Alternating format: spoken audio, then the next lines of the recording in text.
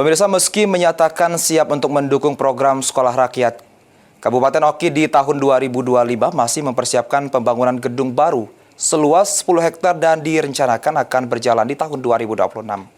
Merdeka dari kemiskinan, untuk merdeka dari kelaparan, penderitaan, negara kita harus bisa berdiri.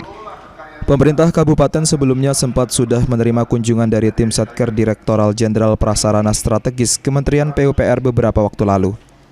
Tinjauan ke lokasi lahan seluas 10 hektar di kawasan bumi perkemahan Teluk Gelam Oki. Lokasi tersebut rencananya akan dibangun sekolah rakyat yang diperuntukkan bagi masyarakat kurang mampu.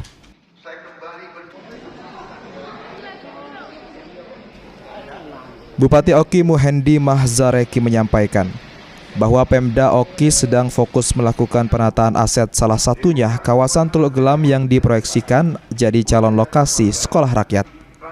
Termasuk sedang memproses sertifikasi kepemilikan aset yang menjadi salah satu syarat untuk mendirikan bangunan yang baru sekolah rakyat. Masuk juga sekolah rakyat. Progresnya kemana, Pak? Yang saat ini sudah kita usulkan kepada Kementerian PU melalui Balai Sarana dan Prasarana bahwa kemarin sudah kita sampaikan termasuk data dan memang pada saat menyampaikan kemarin kita terkendala masalah sertifikasi karena untuk mendapatkan bantuan sekolah rakyat itu lahannya harus disertifikasi.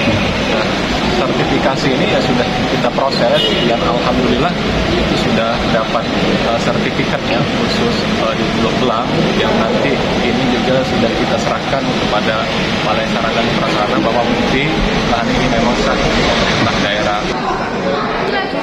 Bupati Ogan Komering Ilir menambahkan, inisiatif untuk mengusulkan Teluk Gelam menjadi sekolah rakyat merupakan langkah untuk memberikan pendidikan berkualitas bagi keluarga kurang mampu yang terdaftar dalam data terpadu sosial ekonomi nasional.